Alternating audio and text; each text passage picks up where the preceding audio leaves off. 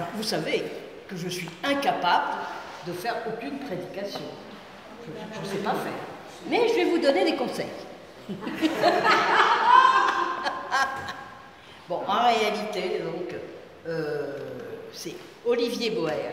Il est professeur à la faculté de théologie et de sciences à l'université de Lausanne. Et il s'intéresse aux relations entre la culture et la religion. Et donc aujourd'hui, nous allons nous reporter à son étude sur la transmission du christianisme aux 5 sens.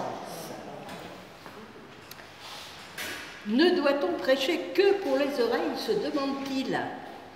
Peut-on aussi prêcher pour les yeux, la peau, le nez, la bouche? Je suppose que vous ne vous êtes jamais posé cette question-là. Moi non plus. Alors voilà ce qu'il dit. En contexte réformé, la liturgie mobilise surtout les oreilles pour entendre les mots, les chants, la musique.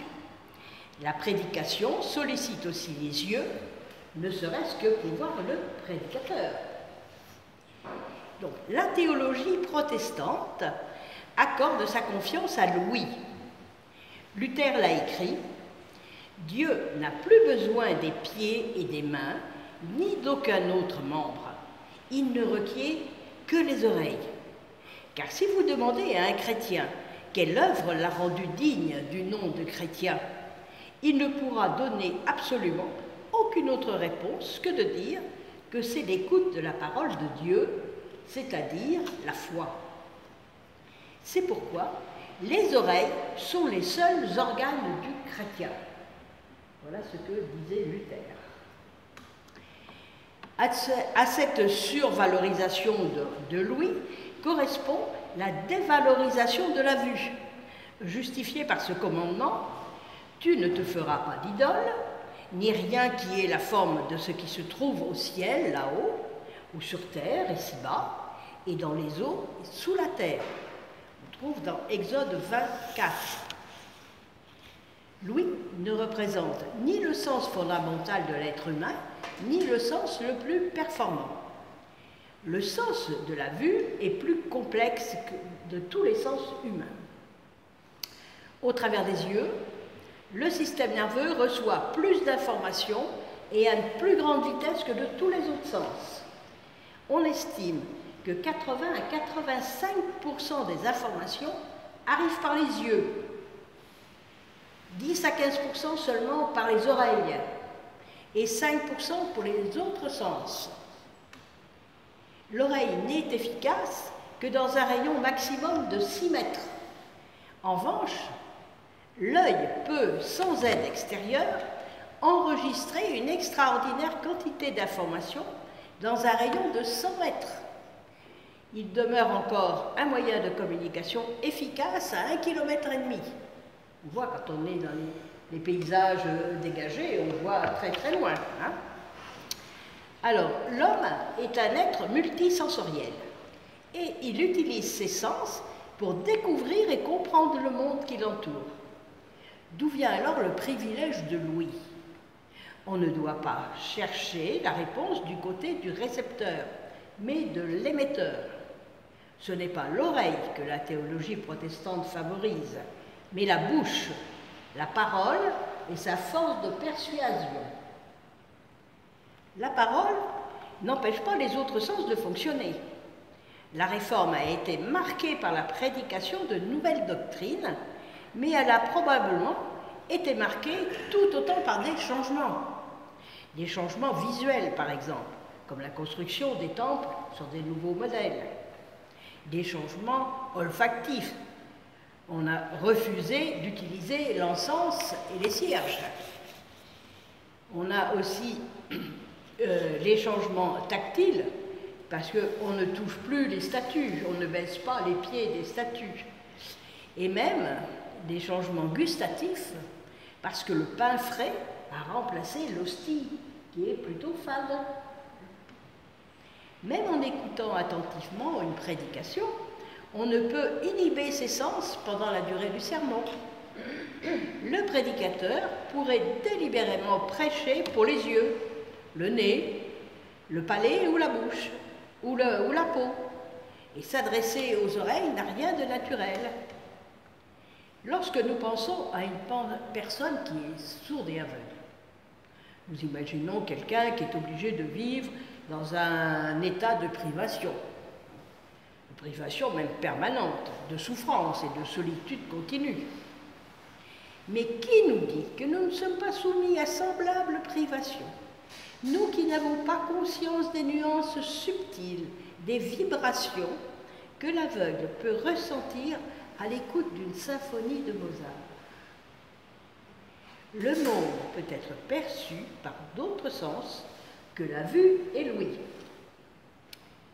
Il n'est pas question de revenir sur la manière dont la prédication doit solliciter l'ouïe. À propos de la vue, on dira seulement que la prédication se déroule dans un décor, dont le prédicateur est un élément. Le sens du toucher n'apparaît guère dans la réflexion sur la prédication. Le toucher jouit ou souffre d'un statut particulier, car c'est par la peau que se transmettent les sensations du toucher. La rareté du toucher dans notre culte protestant résulte plutôt d'un refus, conséquence de notre conception de la pudeur. 3 moments de culte sollicitent directement les touchés des paroissiens: les salutations, le baptême et la bénédiction par imposition des mains. Chaque culte offre au moins un contact avec les sièges sur lesquels nous sommes assis. En Europe, ce sont généralement des bancs en bois. On a ça dans nos temples. Mais mettez des fauteuils moelleux d'un lieu de culte américain dans un temple européen, et les sensations visuelles d'abord, tactiles ensuite, changeront. Enfin, les paroissiens exprimeront des sentiments divers. Certains se sentiront mal à l'aise, tandis que d'autres se réjouiront d'être enfin assis confortablement. Et alors, il faut reconnaître un avantage au banc de bois, dit-il. En obligeant les paroissiens à s'asseoir côte à côte, jusqu'à se toucher, il favorise les échanges.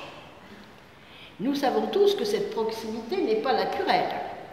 Il est d'ailleurs symptomatique que, lorsque le temple le permet, les paroissiens préfèrent s'asseoir sur un banc encore vide, tout seul ou en famille. L'avez-vous remarqué? Nous l'avons même pratiqué. Vous l'avez tous pratiqué. Vrai? Faux? Je vois que tout le monde acquiesce. Donc la perception de la température appartient au registre du toucher. C'est la peau qui en ressent les variations. Le prédicateur n'est pas responsable du climat, il ne règle pas toujours le thermostat, mais il devrait être conscient de l'effet de la température. Il pourrait en jouer. Un ventilateur dans un temple trop chaud fera sentir la fraîcheur de l'amour de Dieu. Si, au cœur de l'hiver, les paroissiens sont invités à se rassembler autour d'un radiateur, ils découvriront cette fois-ci la chaleur de l'amour de Dieu. De tous les repas, le culte chrétien n'en a gardé qu'un seul, la scène. Olivier Boer suggère d'être attentif à la qualité des aliments servis au cours de la scène. Si les paroissiens doivent goûter comme le Seigneur est bon, il faut que le pain soit frais et que le vin soit de qualité. Ensuite, il y a un grand intérêt à varier les pains servis. Du pain brioché pour signifier que Dieu est précieux, un petit pain au lait pour signifier qu'il est doux, du pain complet pour signaler qu'il est sain, du pain mi-blanc pour signifier qu'il est simple. La seule limite étant celle de notre imagination. Donc on peut varier les goûts, on peut varier les formes. Il n'a pas toujours été trouvé le meilleur symbole qu'une tresse pour représenter le mystère de la Trinité. Quant aux odeurs, c'est la modernité qui les a dénigrées. L'utilisation massive des parfums témoigne de la redécouverte de leurs effets.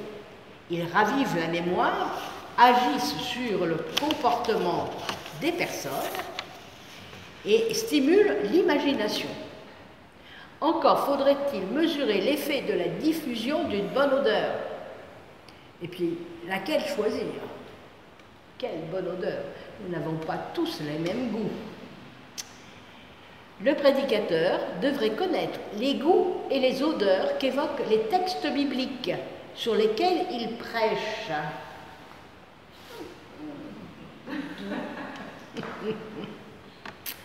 Mais comment connaître le goût de la gazelle?